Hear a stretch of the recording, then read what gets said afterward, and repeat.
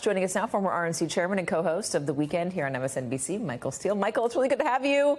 It's going to be a long night. Yeah. I want to talk about the rules because there's a lot of discussion about the rules giving Donald Trump control that he does not have, making him look like he is not, giving him a sense of moderation that he doesn't have. I mean, he's not a moderate guy. He's not a controlled guy. He's not composed. He is, chaotic and loud and interruptive. But he's going to be forced into this box tonight with the cut mics and the no audience. Does that help Donald Trump? Does it help Joe Biden? Or does it hurt Donald Trump, hurt Joe Biden? Who is this going to benefit? I find this particular debate to probably be one of the most important in the last 50 years. I mean, certainly since Kennedy and Nixon, because a lot of our presidential debates have become spectacle.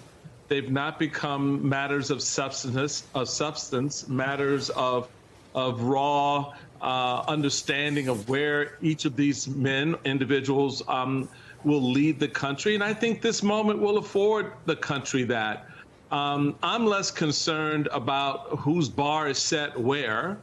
I just want to see them talk to me as a current president and a once and presumably hopeful future president about how they see the country right now. How do they assess the last 5 years, going through what we've been through economically, culturally, socially? Certainly what we've seen happen in space, like on issues of civil rights being pulled back. And of course, that little thing called an insurrection and the denial of election and the non-peaceful transfer of power. Those things are going to be important. So I'm less interested in the horse race that a lot of folks want to set up.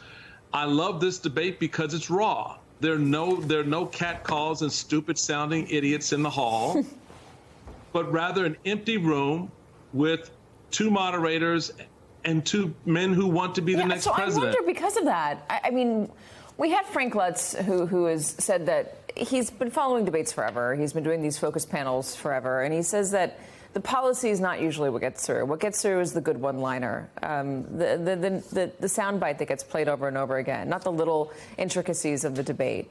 Because there's no audience, because there's no clapping, there's no interrupting, all that stuff, I wonder, do you really think we're going to get a debate on policy? Are we actually going to have a debate tonight and not just two people appearing next to each other? Well, we could. It's a good question. I mean, I don't know. This is what I love about this debate. There's so much about it we don't know because we've never been in this space before. We haven't been here a long time, put it that way.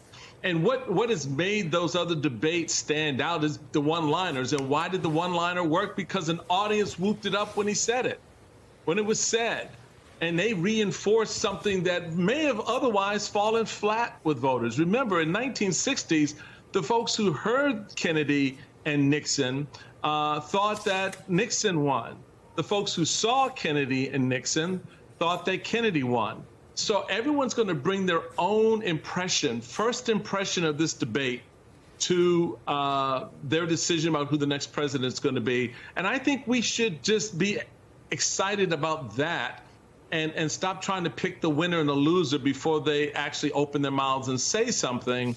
And just let it happen organically. I think a lot of I sometimes, to bring you behind the scenes, get frustrated with these endless conversations we have leading up to an event, because I find there's only so many ways you can talk about something, and there's only so much expectation setting that you can do. You really got to watch the debate and allow it to unfold, watch the event and allow it to unfold, and then we can pick it apart later. I am curious about tonight. I'm also curious about the number of Americans, the sheer number of Americans who say they're going to be watching. 70%. That's a lot of Americans.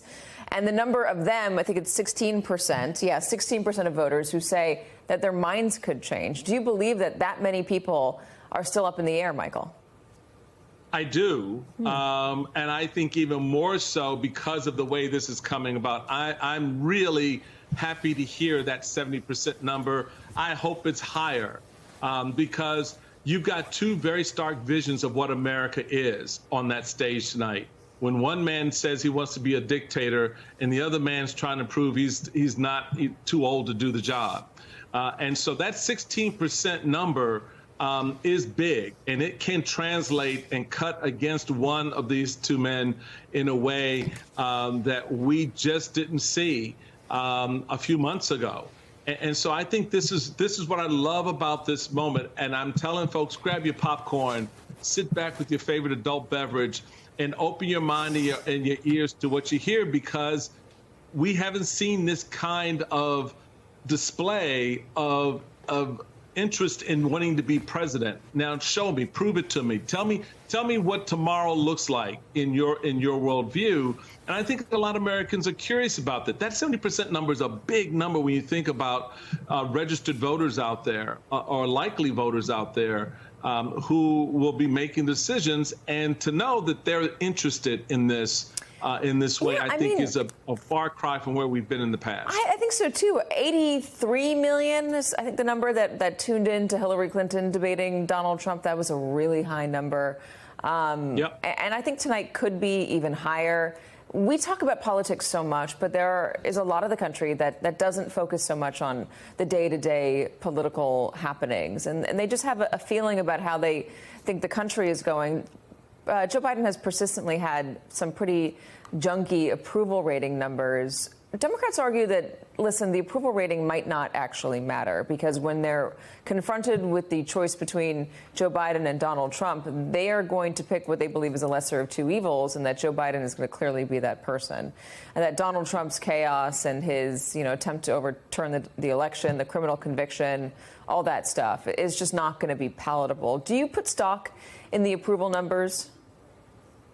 I don't, actually, because we have seen how Joe Biden, since he's been elected, his approval numbers have not stopped Democrats accruing benefit from having him in the White House.